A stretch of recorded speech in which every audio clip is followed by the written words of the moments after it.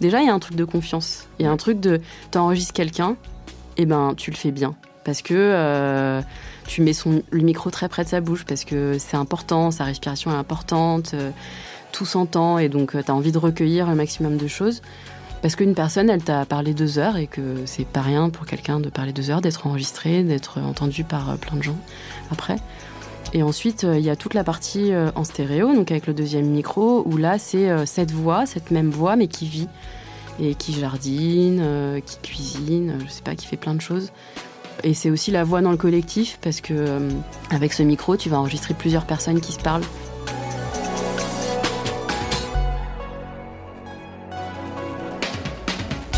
Bienvenue dans Mediarama, le podcast qui explore la galaxie des médias. Ici, nous partons à la rencontre de celles et ceux qui façonnent les contenus, les usages et les stratégies de demain. Je suis François Desfossés, cofondateur de Cosa Vostra, agence de conseil tech et créative. Nous accompagnons les médias dans leur transformation digitale. Contactez-moi sur mediarama@cosavostra.com, sur LinkedIn ou sur notre site cosavostra.com.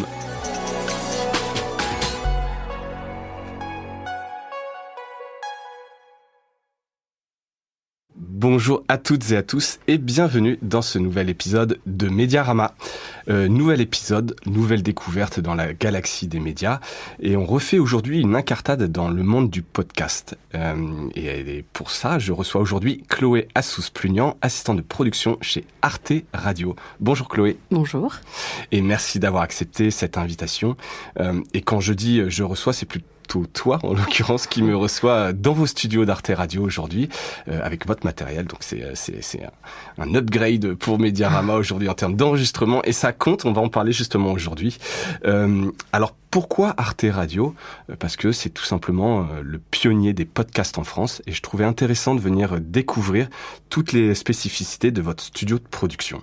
Donc on va aujourd'hui un peu parler on a dit de qualité de podcast, d'audience, d'auteur, plein de sujets intéressants pour tout savoir d'Arte Radio. Alors d'abord, toi, pour qu'on se situe, tu es arrivé en 2009 chez Oui. Arte Radio, c'est ça ? Et Arte Radio qui a été créé en 2002 par Jérôme Clément, qui était président d'Arte, Sylvain Gire et Christophe Roux. C'est ça. C'est ça, ouais. pour l'histoire. Et pour un peu dimensionner un peu la carte d'identité, j'aime bien présenter comme ça les médias. Vous êtes 8 salariés permanents. Oui. Dont 3 à mi-temps, et un budget annuel de 400 000 €. Oui. J'en parle parce que ça a aussi une dimension importante de Arte Radio. Vous vivez sur un budget annuel, donc pas plus, pas moins, etc. On parlera un peu de monétisation, évidemment, ou plutôt l'absence de monétisation, qui est une des spécificités. Et que je disais un peu en introduction, c'est la plus vieille instance de podcast aujourd'hui en France, Arte Radio, à ta connaissance ? Oui, je pense, la plus vieille institution française de podcast natif à ma connaissance. Effectivement, en 2002, quand Arte Radio est créé, je sais pas, tu te souviens d'Internet en 2002, mais c'est pas le truc le plus évident. Non, au début de Google, Facebook, c'était vraiment au tout début, donc je sais même pas si le terme podcast devait exister. Je crois qu'il n'existe même pas en 2002. Je crois qu'il arrive un petit peu plus tard, peut-être. Avec l'arrivée de l'iPod, etc. Ouais. Et donc bien avant que les podcasts soient à la mode. Ouais, bien avant. Du coup, c'est un projet un peu fou quand même de décider d'être que sur Internet. Ça a été décidé par Sylvain et Christophe, et je crois que l'envie de départ de Christophe, c'était de réécouter ce qu'il avait entendu. Et je crois que ça guide encore aujourd'hui ce qu'on fait. Ouais.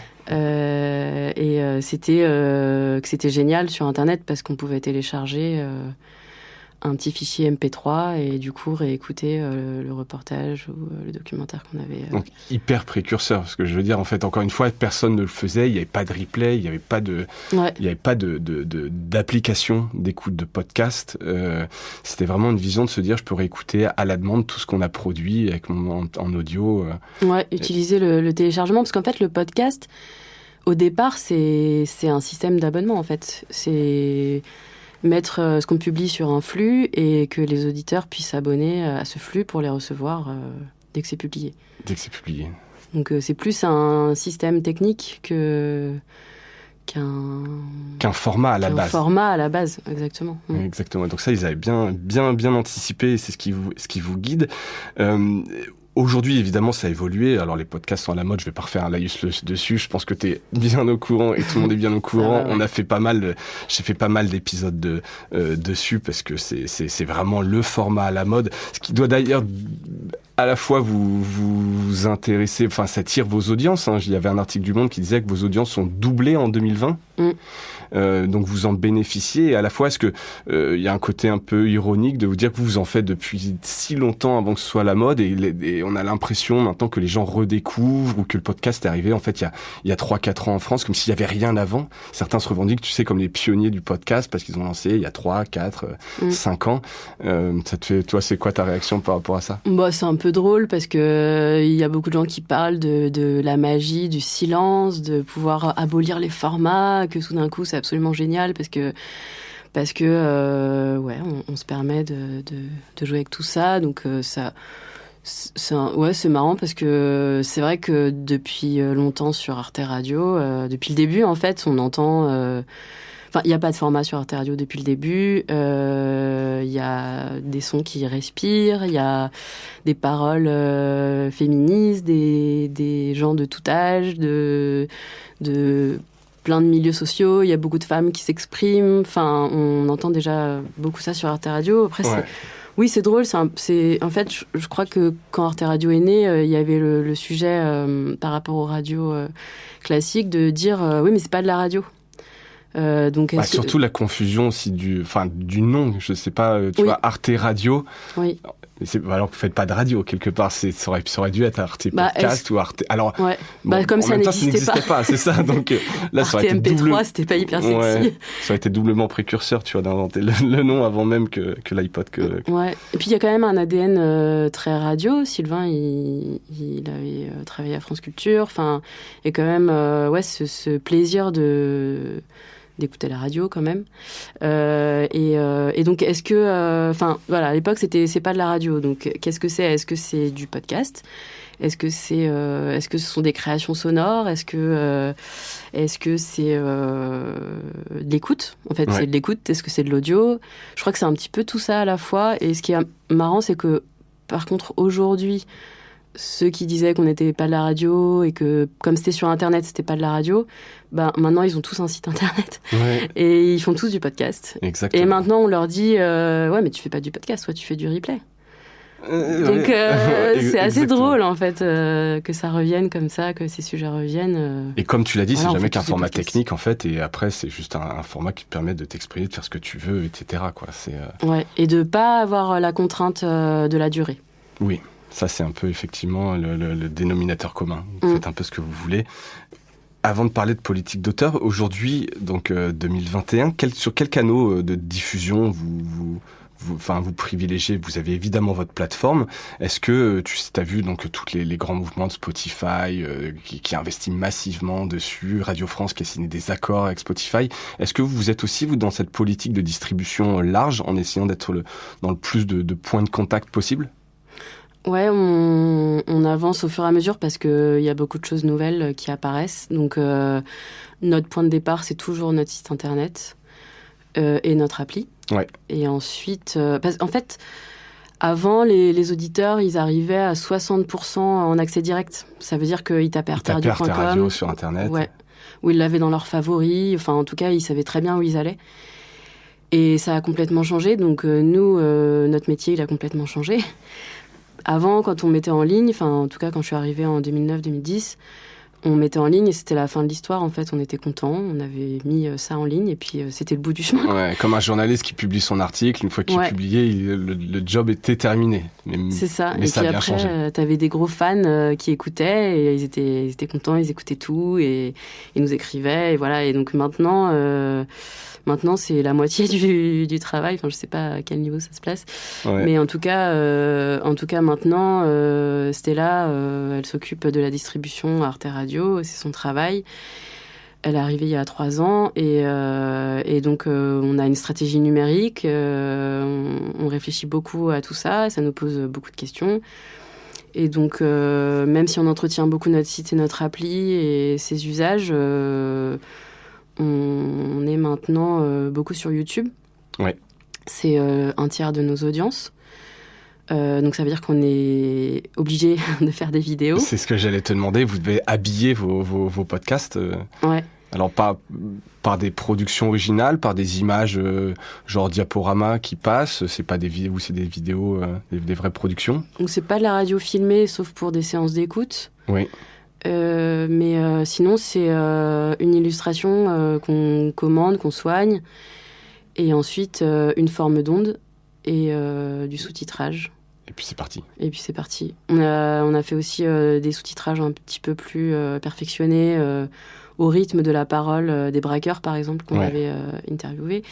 Et donc, c'était hyper beau. En fait, c'est comme un karaoké plus. Ouais. Tu peux lire chaque mot que la personne prononce. Au bon moment, est un petit peu doublé. Ouais. Et c'est hyper beau, en fait, de lire. Au début, c'était plutôt une contrainte pour nous de devoir faire des vidéos, fabriquer des vidéos. Parce que c'est pas notre métier. Puis c'est pas votre métier, effectivement. Donc, il faut une nouvelle compétence. Puis un petit choix artistique, comme tu l'as dit. C'est pas une stock photo que vous prenez non plus. Et mais du coup, on a tranché avec les illustrations et ça nous va bien. Et vous avez une DA dessus, une direction artistique, et c'est toujours... Et les sous-titres, c'était pareil, choix artistique, ou c'était pour de l'accessibilité ou... Ouais, c'est de l'accessibilité. Déjà, pour le plaisir de lire en même temps que t'écoutes, parce que... Oui, sinon, regarder une image, effectivement, qui défile, c'est... Après... Ou qui défile pas, d'ailleurs, en l'occurrence. Ouais. Après, je sais très bien qu'il y a des gens qui mettent ça sur leur ordi et qui s'en vont. Ouais. Comme on écoute de la musique sur YouTube. Oui, bien sûr, ou les radios lo-fi, tous ces trucs-là où tu restes pas forcément devant ton écran, quoi. Et par contre, il y a des gens qui lisent vraiment et qui, du coup, comprennent très bien ce qui est raconté. Ouais. Ça aide, en fait, ça souligne peut-être à force du propos aussi. Ouais. Effectivement, les sous-titres, cette vertu-là aussi. Ouais. Et puis, ça rajeunit notre public, parce qu'il y a des gens qui écoutent... J'ai entendu des gens dans le métro parler de Cracopolis, je crois. Ouais. Et donc, évidemment, j'ai tendu l'oreille et j'ai compris qu'il l'avait découvert sur YouTube. Et je suis pas sûre qu'il connaissait le site d'Arte Radio. Non, on pourra en parler un peu de ce que vous faites justement comme promotion autour de ça. Mais effectivement, là, vous bénéficiez des algorithmes de recommandation de YouTube. Donc ça, c'est vrai que... Et puis effectivement, je pense que c'est un public un peu plus jeune que spontanément aller sur Arte Radio, quoi. Ouais. C'est un public hyper attentif. Donc en fait, on est hyper content de faire ça parce que il y a des commentaires incroyables où les gens se recommandent des choses, où ils parlent de sujets qui n'ont rien à voir, qui ont été postés par Arte Radio. Donc c'est finalement très agréable pour nous. Après, il y a Apple. Ouais. Apple Podcast, les agrégateurs. Donc, après, toutes les chaînes un peu classiques, toutes les chaînes classiques de diffusion, mais qui ne nécessitent pas une production spécifique, quoi. C'est juste vous distribuer le plus largement possible. Pour être visible, on y reviendra tout à l'heure. Alors, une des évidemment spécificités d'Arte Radio, c'est sa politique d'auteur. Hein. C'est pas du talk, c'est pas ce qu'on fait sur Mediarama là en ce moment. Vous êtes vraiment sur du podcast narratif, tu l'as dit, hein, avec des positions, de société, féministes, des gens qu'on voit moins, etc. Tout type de discussion. Vous avez révélé des voix chez Arte Radio, donc j'en ai noté quelques-uns. C'est absolument pas une liste exhaustive. Élodie Font, Charlotte Bien-Aimée, Mehdi Aoudig.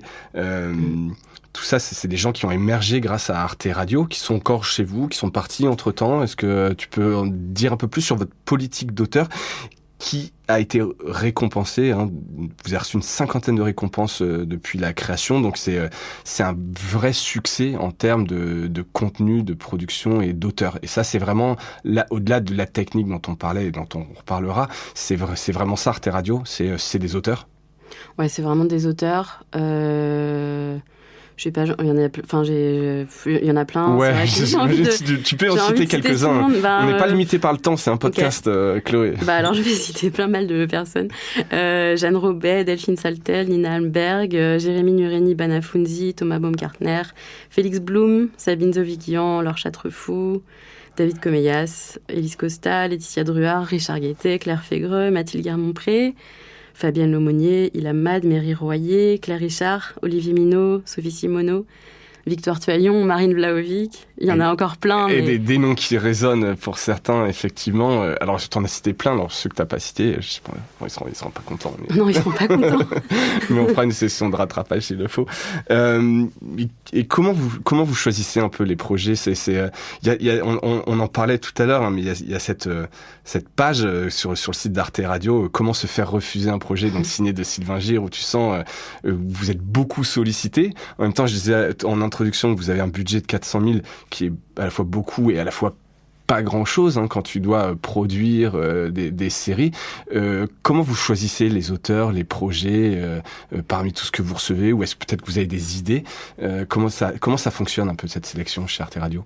Alors, déjà les auteurs ils sont importants parce que et c'est important de parler de les citer parce que en fait s'ils arrêtent leur projet, le projet se fait pas. Donc, c'est-à-dire s'ils arrêtent le projet c'est-à-dire que si Richard Guettet il décide d'arrêter oui, c'est tellement incarné, Makers, tu veux dire oui. que s'il l'arrête, la série s'arrête. On peut la pas série être s'arrête. remplacé. C'est pas un concept Non. d'Arte Radio qui peut être incarné par d'autres gens. En fait, Richard Guettet, c'est lui qui fait Bookmaker. Charlotte Bien-Aimée, c'est elle qui fait un podcast à soi. Delphine Saltel, elle fait Vivons heureux avant la fin du monde, mais si elle décide de l'arrêter, on se dit bon bah qu'est-ce qu'on fait l'année prochaine, mais on fait autre chose. Et c'est fondamental pour notre rapport aux auteurs et pour la confiance qu'il y a entre nous, entre l'équipe d'Arte Radio et eux. Et donc c'est systématiquement des auteurs qui viennent vous voir avec un concept? Ouais, je dis, vous avez jamais, par exemple, eu une idée en interne en disant tiens, ce serait bien de faire un podcast, une série là-dessus, et peut-être quelqu'un de l'équipe où on trouve une voix ou un journaliste qui pourrait le faire. C'est vraiment des projets des gens viennent vous voir en disant je sens que mon projet est fait pour Arte Radio et vous le prenez ou pas. Bah par exemple dans le cas de Vivons heureux à la fin du monde, c'est un peu une commande qu'on a passée à Delphine. Parce que avec Sylvain, on avait envie de parler d'écologie, de crise sociale, crise sanitaire, de parentalité, de rapports humains aujourd'hui en 2021. Enfin, c'était en 2020. Et donc, c'était un peu une commande, mais par contre, Delphine, elle fait des projets sur Arte Radio depuis oui, elle fait presque 2004, partie de l'équipe. Et, voilà. Et après, elle creuse. Vous avez une idée, elle creuse le concept, puis elle arrive avec le concept un peu mieux posé. Voilà, donc on s'est dit, en pensant à ce qu'on voulait faire, on a pensé à Delphine, et puis après, on en parle avec elle, et le projet, il prend naissance avec elle, en fait. Charlotte Bien-Aimée, c'est elle qui est venue nous voir, mais en fait, 90% des projets d'Arte Radio... ils sont pas fabriqués avant qu'on les choisisse. Donc, à la base, ce que reçoit Sylvain, c'est un texte. Et souvent, ça tient en 3-4 lignes. Ouais, c'est un pitch. Ouais, c'est un pitch. J'ai envie de faire ça. Quelqu'un vient le voir en disant c'est voilà mon idée. Ouais. Est-ce que ça vous intéresse? Voilà mon idée, est-ce que ça vous intéresse? Et c'est de là que ça part. Et après, c'est enregistré. Après, on y réfléchit ensemble, comment on va le faire, qui tu veux enregistrer. Mais au départ, si quelqu'un arrive avec ses rushs, pour nous, c'est plus un problème. D'accord, parce que c'est pas votre patte, c'est pas votre manière de faire. Ouais, c'est pas enregistré avec notre matériel. Donc, on s'est pas expliqué avec l'auteur sur la manière dont il allait procéder. C'est pas passé entre les mains de nos réalisateurs. On est vraiment dans la fabrication et on veut que ce soit fabriqué avec l'auteur, et puis on veut parler du projet avant qu'il parte en tournage. En fait, Ouais. Alors, c'est oui et non, en fait. Enfin, tu me dis, tu vois, c'est des auteurs qui viennent avec leur projet, donc ils ont aussi une vision. Tu pourrais tomber sur un super projet où quelqu'un a fait déjà ses rushs, et puis mais c'est arrivé. C'est arrivé. Mais en tout cas, c'est pas le typique. Vous aimez justement être très en amont. 3-4 lignes, on creuse le sujet et derrière vous apportez justement votre savoir-faire technique. Ouais. C'est peut-être le moment d'en parler. Justement, tu parlais on parle du son. Quelle place ça a justement le son dès la genèse d'un projet ou d'une idée? Vous allez penser au son, qualité de son. Est-ce qu'il y en a différents ou est-ce qu'il y a une signature un peu chez Arte Radio? En fait, ça se passe déjà quand Sylvain reçoit le projet, c'est-à-dire que lui, il adhère à une écriture et à un dispositif sonore. C'est-à-dire que si tu lui dis j'ai envie d'enregistrer ma grand-mère, elle est géniale, Bah déjà, il la connaît pas. Donc, toi, tu la trouves géniale, mais c'est peut-être parce que juste c'est ta grand-mère. Je pense qu'il y a un biais là-dessus. Et puis, pourquoi tu veux l'enregistrer Par contre, si elle travaille, si elle a une ferme et qu'il y a des poules autour d'elle et que tous les matins elle se lève à 6h et que là, elle a rendez-vous avec quelqu'un qui veut racheter sa ferme, ben là, c'est tout de suite, ça change tout, quoi. Ouais, ça change tout. Parce que tu vas aller voir ta grand-mère, mais tu vas enregistrer la personne qui veut racheter sa ferme, tu vas enregistrer ses poules, et donc ta grand-mère n'est pas juste une fermière. Non, il y a toute une histoire, un contexte, et ça devient donc c'est la protagoniste situation. Dans une histoire un peu plus grande. Ouais, donc c'est la situation qui est intéressante parce que ta grand-mère, quand elle va parler avec le mec qui veut racheter son exploitation, elle pense à sa ferme, mais elle pense pas au micro, donc ça dit pas du tout la même chose. Tu vois, il y a un son de justement Delphine Saltel qui m'avait marqué, que j'avais écouté avant de travailler à Arte Radio, qui s'appelle Rimbaud. Et c'est un petit garçon qui est au collège et qui doit réciter sa poésie. Et donc, il est sur l'estrade et Delphine est sa prof. Et il doit réciter Le Dormeur du Val d'Arthur Rimbaud. Il est pétrifié, il a mal appris sa leçon. Et c'est vrai que t'es avec lui, en fait, parce que... T'as envie qu'il réussisse. T'as envie qu'il réussisse. Et moi, je me souviens aussi quand j'ai appris Le Dormeur du Val, justement, avec ma grand-mère. Et, c'est un petit ballon. Voilà. Et t'as envie de lui souffler, du coup, la suite de la poésie. En fait, ça dit tellement de choses sur ce moment... Où tu passes à l'estrade, tu vas sur l'estrade pour réciter ta leçon. Retour en enfance, quoi. Ouais, c'est ça. Et puis, c'est une scène, c'est cinématographique. Ouais. Parce que ça te marque, parce que t'es avec son stress. Et en même temps, ce qui est beau aussi, je trouve, c'est que tu sais pas comment est cet ado. Donc, comme quand tu lis un livre, exactement, t'imagines comment il est, mais t'as pas d'a priori. Est-ce qu'il est mal fringué? Est-ce qu'il est gros? Est-ce qu'il est petit? On s'en fout. Il y a juste sa voix et ses tremblements et sa peur de pas y arriver, quoi. D'avoir une mauvaise note. T'es totalement embarqué. Donc le son, hyper important, évidemment chez vous. Donc là, en l'occurrence, comme je le disais, on enregistre sur votre matériel. Vous êtes un peu moqué du mien de matériel parce que nous, effectivement, on est dans quelque chose de différent. Et alors, je veux bien qu'on s'arrête une seconde là-dessus. Parce qu'il y a toujours un peu cette... Alors, c'est pas une guéguerre ou quoi que ce soit, mais c'est des positionnements. Tu vois, nous, par exemple, chez Cosa Vostra, les podcasts, on les enregistre sur un matériel qui est correct, mais bon, on n'est pas, tu vois, sur du haut de gamme, parce qu'on considère que c'est plus du talk, etc. Est-ce que vous, c'est aussi une manière de vous différencier par rapport à d'autres studios de production? Est-ce que c'est peut-être aussi le fait que Sylvain vienne de la radio? Mais je sens que c'est un peu quelque chose que vous revendiquez très fort. Est-ce que tu t'embarquerais pas les gens de la même façon, avec un autre son?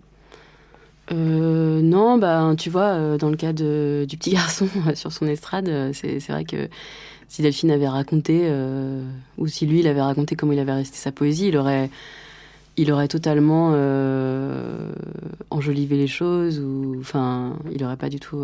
on n'aurait pas été dans l'instant. Ouais. C'est une manière de faire. C'est une envie... très radio. Très radiophonique, très documentaire. Et ça commence dès le tournage. Quand on confie du matériel aux auteurs, on leur demande de passer 50% de leur temps à enregistrer des ambiances. D'accord. Donc vous les formez un peu, quelque part Déjà, on leur confie 2 micros. Ouais. Un micro mono qui permet d'enregistrer la voix d'une personne toute seule dans une pièce totalement silencieuse. Et donc, quand on enregistre une voix seule de quelqu'un et qu'on lui pose des questions sur sa vie, elle a du recul, elle dit pas du tout la même chose que quand elle est dans une situation. Donc déjà, il y a cette voix qui sert de fil au podcast, puisque du coup, cette voix, comme elle est enregistrée dans un silence, on peut la couper. Asynchrone après, en studio. Voilà, et donc cette voix seule, on peut la couper, tu fais ce que tu veux avec une voix que tu as enregistrée comme ça, dans du silence. Et la personne vraiment dit pas la même chose parce que elle a peut-être jamais réfléchi à la situation sur laquelle tu l'interroges. Ta grand-mère, par exemple, qui est occupée, je reprends l'exemple de la ferme, elle se pose pas la question tous les matins de pourquoi elle fait ça, depuis combien de temps. Alors que si tu la poses dans une pièce en lui posant les questions, elle va effectivement... Surtout si c'était sa petite fille, elle s'adresse à toi, donc il se passe quelque chose pendant cet enregistrement. Quand tu convoques une personne et que tu l'assois et que tu l'enregistres super bien, déjà, il y a un truc de confiance. Il y a un truc de... T'enregistres quelqu'un, et ben tu le fais bien. Parce que tu mets le micro très près de sa bouche, parce que c'est important, sa respiration est importante, donc tout s'entend, et donc tu as envie de recueillir le maximum de choses. Parce qu'une personne, elle t'a parlé 2 heures, et que c'est pas rien pour quelqu'un de parler 2 heures, d'être enregistré, d'être entendu par plein de gens après. Et ensuite, il y a toute la partie en stéréo, donc avec le deuxième micro, où là, c'est cette même voix, mais qui vit. Et qui jardine, qui cuisine, je sais pas, qui fait plein de choses. Et c'est aussi la voix dans le collectif, parce que avec ce micro, tu vas enregistrer plusieurs personnes qui se parlent. Oui, d'accord, des dialogues, etc. D'où l'importance du stéréo. Je suis très novice sur le coup. Ouais.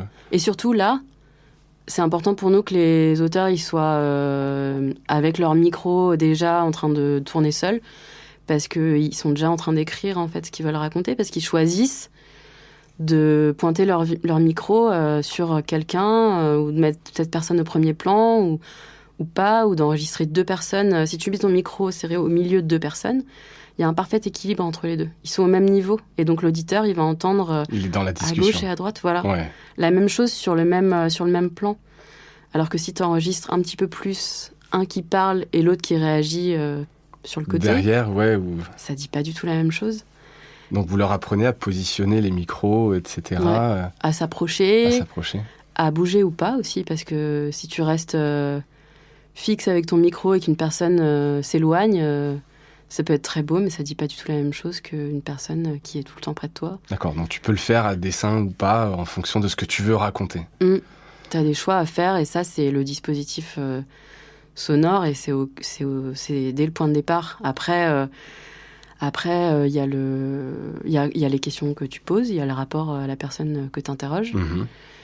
Donc ça, c'est plein de questions à se poser pour la personne qui part enregistrer. Et c'est beaucoup de préoccupations, parce qu'elle doit à la fois poser des questions, regarder son niveau d'entrée pour voir si elle enregistre correctement, si elle n'est pas en train de saturer. Elle est concentrée sur les réponses. Enfin, elle pense déjà à son montage. Donc c'est un sacré boulot, en fait, de faire ça. C'est vrai. Et donc, parce que les gens qui viennent vous voir, alors à part ceux qui sont réguliers, mais ils sont pas forcément formés pour ça. Donc vous avez vraiment un accompagnement pendant toute la durée du projet, mais vous n'allez pas enregistrer avec eux. Ils sont vraiment très autonomes, ils prennent leur enregistreur et c'est à la fois, oui, c'est vrai. T'as la découverte quand ils reviennent un peu de ce qu'ils ont enregistré. Non, c'est vrai que c'est à la fois très accompagné, parce qu'on prépare beaucoup les choses, on fait un peu des listes de courses avec eux sur ce qu'ils vont aller récolter. Un tel, tu vas lui poser ça comme question, il faut absolument que cette personne se présente, il faut qu'on sache où on est très vite. Donc il y a des exigences comme ça, des choses à faire à tout prix. Et puis après, il y a ce qui se passe dans le réel, mais le fait d'avoir suffisamment préparé les choses fait qu'il y a moins de surprises, en tout cas de mauvaises surprises en tout cas, d'accidents. C'est ça. Après, il y a le personnage en lui-même. Il y a des gens, il y a les questions, mais il y a aussi comment la personne parle. Si elle te sort un discours tout préparé, c'est pas très intéressant, ça s'entend. Donc il y a toute cette préparation, et c'est vrai qu'après par contre les auteurs ils sont un peu seuls. Ça fait partie un peu de l'aventure. Ils sont avec leur micro, là, tout leur matériel professionnel qu'on leur a donné. Voilà, allez champion, vas-y, et puis. Et puis après ils reviennent et ils montent tout seuls. Tout seuls. Donc alors pour une question de moyens, ou est-ce que non, ça fait partie encore une fois de ce process créatif chez vous, de se dire tu fais tout un peu tout seul, enfin non pas tout seul, mais le montage, oui, c'est éditorial, quelque part. Oui, c'est ça. C'est qu'ils ont un poste ici à Arte avec le logiciel. De la même manière qu'on les a formés sur le matériel, on les forme au logiciel, on leur explique comment il fonctionne. Et après, ils montent tout seuls, parce que... Alors, c'est un montage, on appelle ça un ours, mais c'est un pré-montage. C'est-à-dire qu'ils coupent... Un ours. Ouais, un ours. Je connaissais l'ours dans la presse, mais... donc c'est un pré-montage. C'est un pré-montage. C'est-à-dire qu'il n'y a pas encore les ambiances, il n'y a pas peut-être... Il y a les ambiances, éventuellement. Déjà, il y a le dérush. Oui. faut qu'il réécoute toutes les heures et les heures d'enregistrement. Donc on les a déjà incités à pas trop enregistrer. Ouais. Mais c'est un énorme boulot et ça, pareil, hein, ça se prépare aussi au tournage. C'est-à-dire de dire ce que tu enregistres avant de l'enregistrer, ça t'aide. Ouais, enfin, y a des petites techniques. T'as déjà eu des accidents où des gens arrivent avec 10-12 heures d'enregistrement Ouais. Ça doit être un peu compliqué. Ouais. On considère même plus ça comme un accident. C'est un peu... Non, mais après, il y a des projets, c'est des séries, c'est normal. Oui. Mais c'est énormément de travail à partir de là. C'est un travail de fourmi derrière. De réécouter, pas forcément tout, il y a différentes techniques. Et après, de raconter son histoire. Et là, l'auteur, on lui laisse cette liberté-là parce que... Même sur la durée ? Il pourrait faire des épisodes de 2-3 heures s'il le voulait. Non. Non. Parce que vous connaissez... On se met d'accord quand même sur une sorte de format. C'est pas toujours... c'est pour border un peu les choses, mais c'est pas toujours ce qui se passe à la fin. Et puis, si ça fait 12 minutes, ça fait 12 minutes. Si ça fait... Non, l'essentiel, c'est que l'auditeur... La préoccupation de Sylvain et des réalisateurs, c'est Arnaud et Samuel et Charlie, c'est que l'auditeur écoute. Et qu'il réécoute plusieurs fois. Dans le cadre d'une série ? Non. Le même épisode ? Ouais. Enfin, si l'auditeur écoute plusieurs fois, c'est génial. Alors, pardon, juste pour bien comprendre, qu'il réécoute le même épisode plusieurs fois ? Pourquoi ? Après, c'est pas... Enfin, c'est l'idéal, mais... Mais oui, je vois ce que tu veux dire. Ça prouve que c'est bien et qu'il a envie de redécouvrir des choses, etc. Et même sur la qualité du montage, des bruits ambiants, etc. Une sorte de magie dans le travail artisanal que font les réalisateurs. De travailler cette écoute, c'est comme une partition de musique. Il y a un plaisir à écouter. Moi, j'ai écouté plusieurs fois des sons... des podcasts, parce que je me disais mais comment elle a fait pour enregistrer ça, c'est hyper beau ce qu'elle dit à ce moment-là, j'ai envie de le réentendre, et souvent quand je réécoute j'entends d'autres choses parce qu'il y a un tel niveau de travail, il y a plusieurs types d'écoutes possibles. Ouais, il se passe des choses, il y a des choses que j'avais pas entendues la première fois. D'accord. Donc, comme un bon roman ou un bon film qu'on revoit avec plaisir, même si on connaît l'intrigue et la fin. Ouais, exactement. Tu cornes des pages, tu prends des notes et puis tu réécoutes des phrases parce que cette phrase, elle te parle et donc tu reviens dessus et tu te dis c'est génial. Enfin... Et j'imagine que ceux qui écoutent plusieurs fois vous en parlent parce qu'évidemment, là, d'un coup, je reviens sur la techno, mais tu as très peu de stats d'écoute précises, etc. Donc, vous, c'est plus par une relation que vous avez avec les auditeurs qui vous écrivent, qui vous parlent ou il y a club d'écoute. Ouais, c'est mignon, le club d'écoute. Ouais, ça on pourrait. Oui, on fait attention à nos audiences. Hein. Enfin, on n'est pas du tout... détendu là-dessus.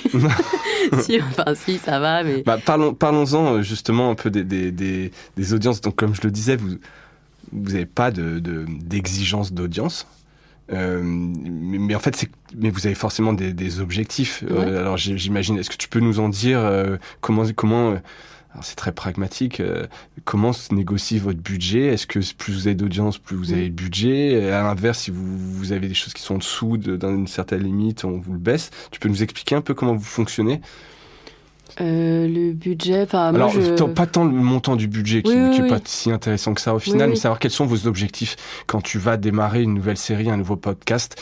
Qu'est-ce que tu te fixes comme objectif qui te permet quelque part de dire que c'est du bon boulot ou pas et qui permet après non pas de renégocier, mais d'être sûr d'avoir votre budget chaque année. Qu'est-ce que vous devez faire comme audience ? On a des objectifs d'audience en nombre d'écoutes. Ouais.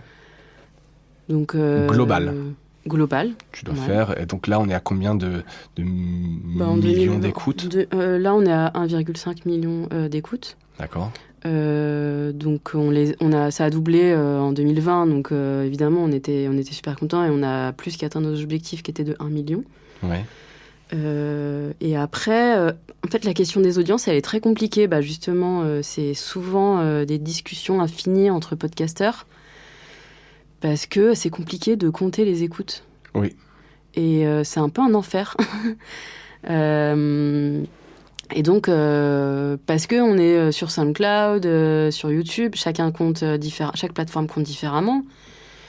Je sais pas, sur Facebook, c'est compté à 10 secondes. Nous, on compte pas à 10 secondes nos écoutes parce que c'est beaucoup trop court. Donc, oui, ça, c'est pas une... donc il faut bien les compter. C'est facile d'afficher vite des millions si tu les comptes très rapidement. Et oui, mais la personne qui est partie tout de suite, qu'est-ce que t'en fais?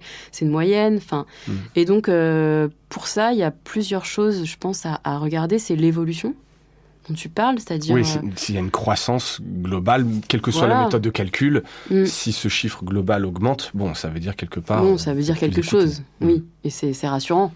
Ouais. Et on est attentif aussi par émission à l'écoute parce qu'on va se dire... ah ouais, mais là, est-ce que le fait que l'émission durait 40 minutes et tout d'un coup, il y a un épisode d'1 heure et quart, est-ce que ça a une incidence sur les écoutes? Est-ce que c'est grave de faire un épisode d'1 heure et demie alors que d'habitude c'est 40 minutes? Bah, du coup, on regarde les écoutes parce que ça nous donne une idée de l'attention des auditeurs. Ouais. Et donc, ça se mesure avec le taux de complétion, qui est la moyenne du temps d'écoute par épisode. Et il est globalement, je crois, de 30%. Par contre, sur des épisodes d'un podcast à soi, ça peut être 80. 80, ouais. Et là, c'est hyper réjouissant pour tout le monde de se dire que c'est très bien écouté. Et ça, c'est Après, c'est un public un peu captif aussi. Ouais, mais réussir à rendre ce public captif, c'était...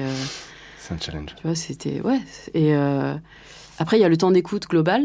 Ouais. C'est 16 minutes, par exemple, sur Arte Radio. Donc ça, c'est une donnée qui progresse, donc c'est super bien. Et puis après, oui, comme tu disais, il y a les retours.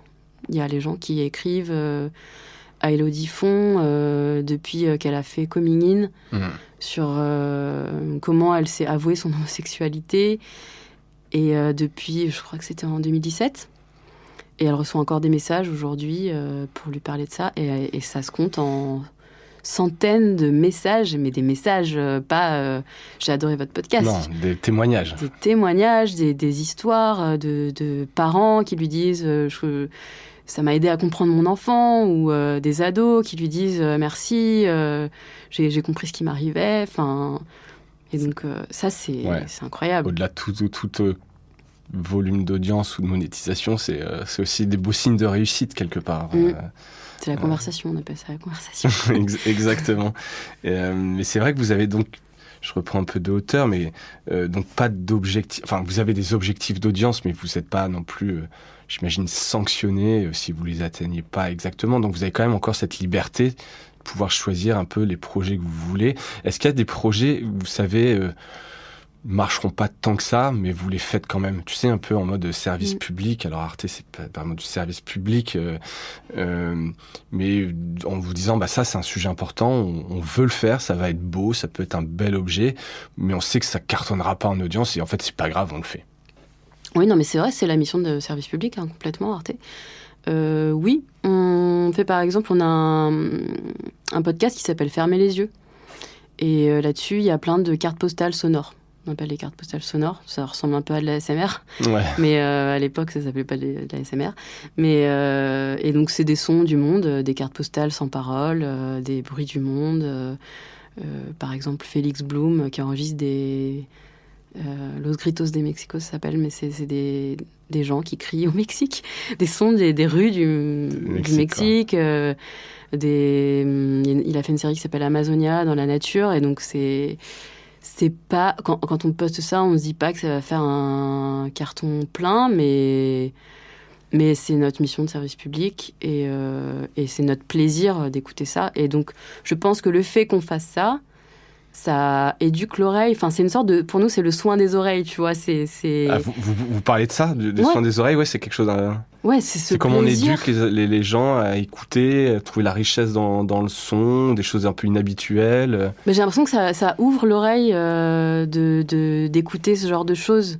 Au-delà de on doit le faire, c'est la mission de service public, c'est pas du tout qu'on se dit... Non, parce que là, en l'occurrence, oui, c'est juste des choses différentes qu'on n'aurait pas l'habitude. C'est des choses différentes et c'est surtout que je pense qu'un studio privé va pas forcément poster ça parce qu'il va se dire attends, qui va écouter des sons dans la jungle, mais c'est un luxe de poster ça. C'est un luxe.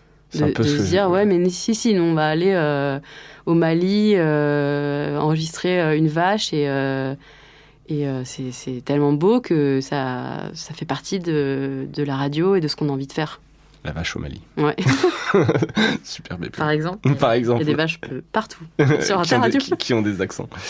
Ouais.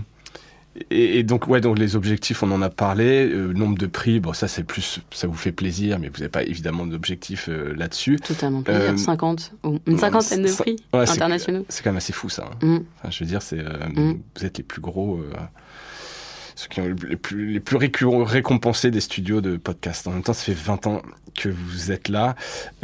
Pilotage des audiences, donc il n'y a pas vraiment de pilotage des audiences. Vous regardez, on a dit, mais c'est absolument pas ça qui drive vos choix éditoriaux, etc. Ça nous guide. Ça vous guide. On les surveille, on est attentif, c'est important pour nous et ouais, c'est important. Ouais. Quand tu postes un podcast, là c'est vraiment sur la vie sur Arte Radio, est-ce qu'il peut y avoir des ponts à imaginer qu'Arte, parce que donc là vous êtes dans les mêmes locaux, mais c'est vraiment Arte Radio, il y a Arte, est-ce que vous parler avec eux? Est-ce qu'il y a des projets communs, des choses à imaginer sur la vie d'un podcast avec des séries, des programmes courts? Tu vois qu'aujourd'hui, tu as par exemple du brut sur Netflix. Est-ce qu'on peut imaginer des ponts? Est-ce que vous réfléchissez à des projets un peu transverses comme ça? Oui, Arte Radio fait partie du service web d'Arte. D'accord. Donc on est dans le service web d'Arte. Dans cet organigramme. Oui, tout à fait. Donc on se parle beaucoup. On a des auteurs en commun. Ouais. Des autrices, par exemple, je pense à Renée Grezard ou Judith Duportail. Donc, on réfléchit ensemble à des projets, on se parle de podcasts, on se parle de séries, tout ça. Mais il y a eu New York Minute, il y a quelques années, qui était une web prod et qui a été enregistrée par Samuel Hirsch et Arnaud Forest, les réalisateurs d'Arte Radio, à New York. Donc ça arrive qu'on fasse des projets ensemble, mais... Il n'y a pas encore eu un projet qui mêle de la vidéo, du podcast, une espèce de voyage, en tout cas, pas encore. C'est une idée, si jamais tu t'ennuies un peu. Non, c'est ça. Non, on y pense souvent et ça nous ferait... Je pense qu'il y a des trucs pas mal à faire là-dessus, puisque vous faites déjà, en plus tu dis, sur du YouTube. Deux sujets encore sur la promotion, là on parle un peu de promotion de podcast. Vous avez cette plateforme Audioblogs, alors qui est une espèce d'écosystème où tu peux écouter tes podcasts et donc publier toi-même tes podcasts. C'est quoi l'ambition derrière? Parce que tu vois, il y a pas mal de plateformes qui sont lancées autour de ça. Audioblog existe déjà depuis un moment. Pourquoi un podcasteur irait sur Audioblog? Parce que ça existe depuis 2006, je crois. D'accord. Donc encore une fois, un peu précurseur. Je pense qu'il ne devait pas y avoir beaucoup de plateformes. Oui, ça partait plus du blog, mais audio. Un blog audio. Tu n'as même pas à écrire. Tu réfléchis, tu penses un truc, tu le dis, tu le postes. Voilà. Et là, plus du talk pour le coup que vraiment des productions très travaillées, où ça a évolué un peu avec le temps?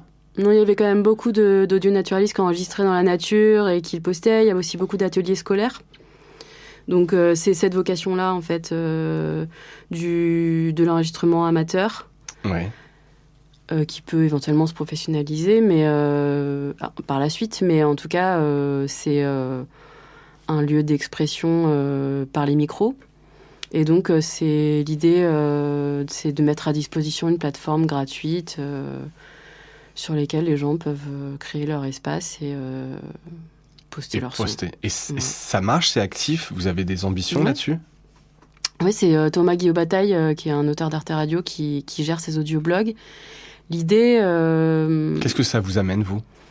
Par rapport à SoundCloud, par exemple, l'idée, c'est de créer une communauté. D'accord.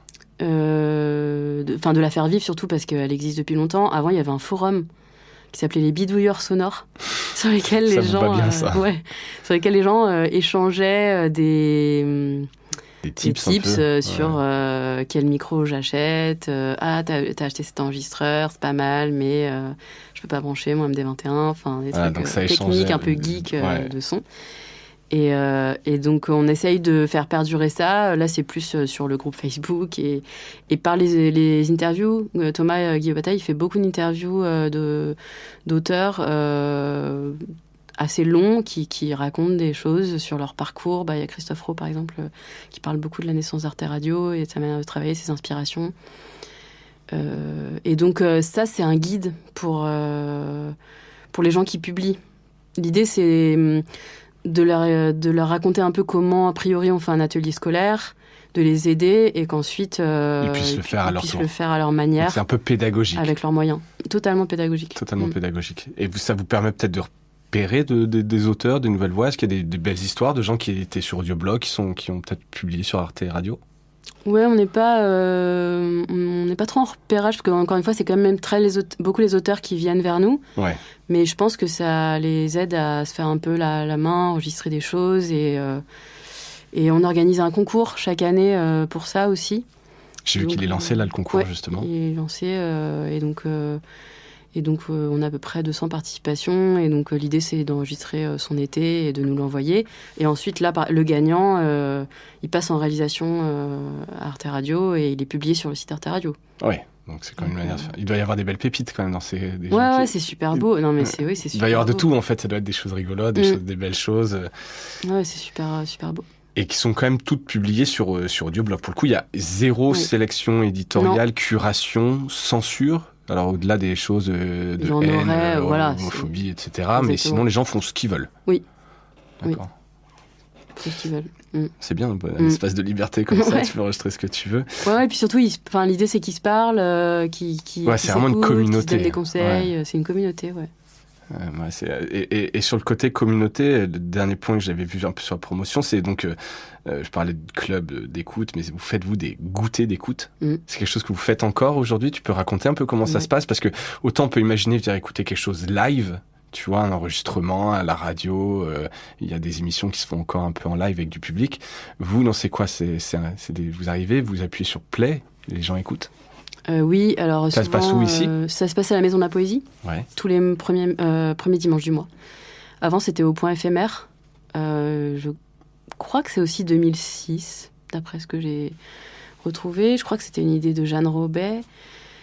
Et donc, comme on est sur Internet et que c'est assez solitaire, l'écoute, parce que, en général, c'est au casque, dans le métro. C'est une expérience très solitaire, effectivement, l'écoute d'un podcast. C'est très intime, et ça, c'est génial d'écouter des podcasts comme ça, tout seul, avec un personnage qui te parle. Mais c'est quand même très agréable d'écouter ensemble et de raconter un peu comment c'est fabriqué, de rencontrer les auteurs. Et donc, c'est assez simple comme idée, mais on est dans une salle de théâtre et on écoute 3 ou 4 créations d'Arte Radio qui vont sortir ou qui sont déjà sorties ensemble. Et pour nous, c'est assez génial parce que si on va bientôt publier un son, le fait de l'écouter en public, ça révèle énormément de choses sur l'écoute. En fait, t'as une sorte de pression, mais même si c'est une personne, en fait. Mais là, t'as 200 personnes et t'entends tout de suite ce qui va, ce qui ne va pas. Par rapport aux réactions, alors que tout le monde est en silence, mais tu sens un peu... ça se sent dans la pièce que c'est trop long. Ou que là on comprend pas bien, ou qu'il y a des émotions, que c'est drôle. Des fois les gens rient à des endroits où tu pensais pas qu'il y aurait des rires. Je pensais pas du tout que c'était drôle. Et donc c'est palpable parce que t'es à côté de quelqu'un qui réagit, que c'est la première fois qu'il écoute, alors que toi tu l'as déjà. Ouais, tu l'écoutes plus tellement tu l'as entendu pendant le montage. Ouais, t'es au courant du tournage, voilà, c'est ça. T'as suivi toutes les étapes, donc t'as plus le même recul. Et du coup, c'est un moment agréable et d'être ensemble pour écouter, d'avoir toutes ces paires d'oreilles dans une salle, c'est un moment super agréable. Tu y assistes à tous, toi, dès que tu peux? Non, pas tous, mais beaucoup. C'est Sylvain qui les anime et en général, les auteurs sont là pour parler de leur projet. C'est un bon moment. Ça doit être super. Et c'est toujours les mêmes personnes qui viennent, là, par curiosité, la typologie du public, c'est des fans de la première heure qui adhèrent à tout ce que fait Arte Radio, une curiosité sur un sujet. Alors, il y a des fidèles qu'on voit à chaque goûter. On a l'impression que les gens sont de plus en plus jeunes, mais on se dit que c'est parce qu'on vieillit. C'est pas seulement... J'y pensais. C'est pas seulement... Mais quand même, j'ai l'impression que... justement, on parlait de YouTube. J'ai l'impression qu'on a un public depuis cette hyper-distribution... Oui, vous êtes beaucoup plus facilement accessible. Les jeunes écoutent. Les jeunes, je me fais toujours marrer de dire ça. Ouais, les jeunes nous écoutent. Non, mais nous écoutent aussi, du podcast, tu vois, et puis sur des sujets un peu de société. J'ai l'impression qu'il y a un peu une conscience aussi chez les jeunes de plein de sujets, que ce soit l'inclusion, etc. Donc, il y a aussi les sujets. Vous représentez ça aussi. Non, mais il y a quand même beaucoup de générations différentes. Il y a beaucoup de femmes. Mais parce qu'aussi, il y a 70% d'autrices sur Arte Radio, donc ça influence forcément les choses.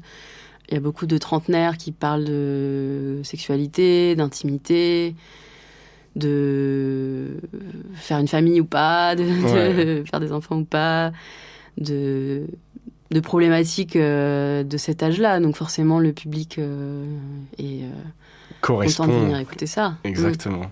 Mais je trouvais ça bien comme initiative parce que je trouve sur le podcast c'est hyper important d'animer une communauté et refaire des événements physiques. Ça me faisait penser un peu, tu sais, à des fois ces sessions d'écoute de vinyle que tu pouvais avoir, etc. Et ça remet ça avec le podcast. Je trouvais ça vraiment très très cool. Dernier un peu sujet plus sur l'évolution de l'univers des podcasts. Je sais pas toi, donc là ça fait donc 11 ans. 11 ans, exactement, que tu es là-dessus. Comment est-ce que tu vois un peu le champ radio, podcast évoluer ? Alors, c'est une question un peu large. Est-ce que tu vois une évolution un peu de ces formats ? C'est difficile de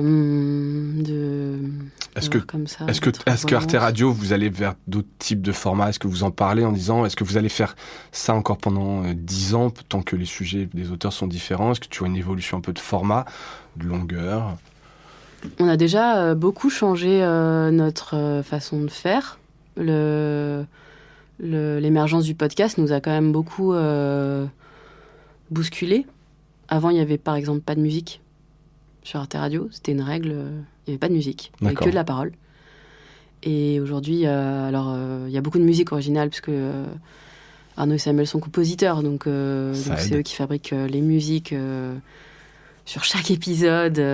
C'est une énorme partie du travail. Mais il y avait très peu de voix de journalistes. Ouais. Il y avait beaucoup de premières personnes, mais en général de personnes qui s'exprimaient, à qui on avait tendu le micro, ou de femmes autrices qui parlaient d'eux-mêmes et qui enregistraient leurs voyages ou leurs enfants et tout ça. Donc, mais il y avait très peu de récits écrits. Ouais, de storytelling, pensé, dit, d'autofiction, fabriqué de cette manière. C'est-à-dire que là, du coup, on enregistre, et puis ensuite, il y a un texte qui est raconté, très oralisé, dans le studio. Donc, c'est pas la même démarche. Et on a maintenant des émissions. Ouais. Ce qui n'était pas le cas avant. Il y avait des petits objets qui étaient publiés. Et donc, maintenant, il y a un podcast à soi tous les premiers mercredis du mois. Il y a Fenêtre sur cours tous les 15 jours, Dépêche chaque mercredi. Il y a des rendez-vous et il n'y avait pas ça avant. Et on s'est rendu compte que c'était une demande des auditeurs parce qu'ils avaient l'habitude d'écouter des podcasts aujourd'hui, qu'il y a un rendez-vous et qu'ils sachent à peu près quand est-ce qu'on allait être là. C'est important la création de rendez-vous comme ça. Donc ça a transformé. Il y a notre manière de fabriquer très artisanale comme ça, elle est toujours présente. Notre envie de mettre des sons d'ambiance, elle est toujours très présente et elle est au cœur de notre métier, les auteurs et tout ça, bien sûr. Mais la façon de distribuer, le rythme de production, il a complètement changé. Ouais, c'était obligé un peu de rattraper. Le public est devenu plus exigeant parce qu'il y a plus d'offres aussi. Ouais. Donc, qu'est-ce que ça dit sur la suite ? Je sais pas. Il y a aussi l'arrivée des podcasts payants. Donc, exactement. On sera toujours. Vous serez toujours gratuit, vous ? On n'a pas de publicité, on se préoccupe pas de la monétisation, on en parlait au début. Donc ce sera toujours les bons sujets, les auteurs, la qualité du son. Mais je sais pas, qu'est-ce que le podcast payant va bousculer dans notre pratique, je sais pas. Non, après c'est toujours l'économie un peu de l'attention. Si les gens s'abonnent, je pense que ça c'est plus une évolution un peu effectivement de business, je sais, mais après sur les formats, les gens écouteront toujours du podcast, donc je pense que vous avez toujours cette place. Je vois beaucoup de fiction.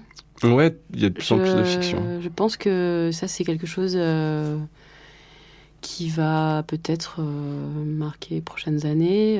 Après, tu sais, ces fictions qui permettent aussi de tester des concepts, et puis si ça marche, de les reprendre derrière en série sur Netflix. Il y a quand même c'est pour ça, tu vois, je parlais un peu aussi de distribution avec Arte. Je pense qu'il y a des choses à faire que vous allez un peu shifter.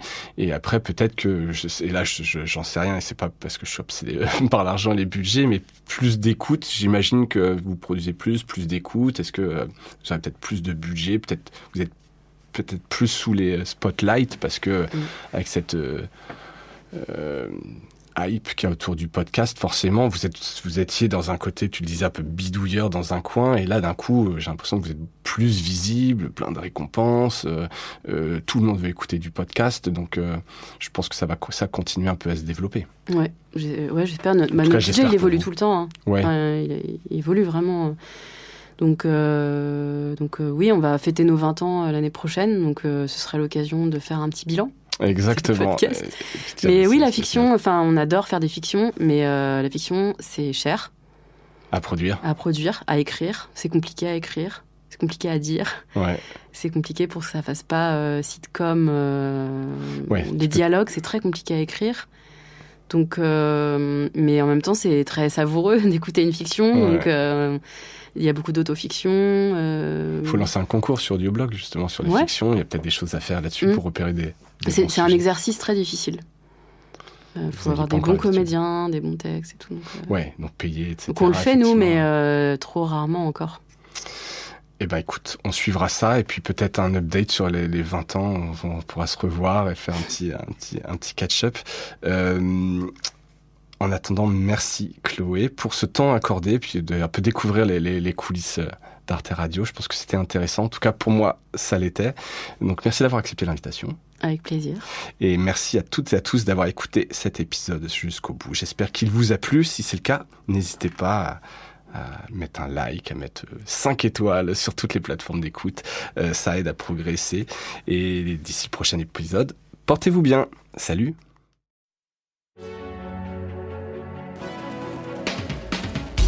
Merci d'avoir écouté cet épisode de Mediarama. J'espère qu'il vous a plu. Si c'est le cas, abonnez-vous pour ne rater aucun épisode, parlez-en autour de vous et laissez-moi un commentaire sympathique sur Apple Podcast, ça m'aide à remonter dans les classements. N'hésitez pas non plus à le partager autour de vous, chaque nouvel auditeur intéressé est une victoire. Si vous avez besoin d'un accompagnement tech et créatif, que ce soit pour votre stratégie de présence en ligne, la refonte de votre site ou encore l'obtention d'une subvention, n'hésitez pas à me contacter à l'adresse mediarama@cosavostra.com. À bientôt!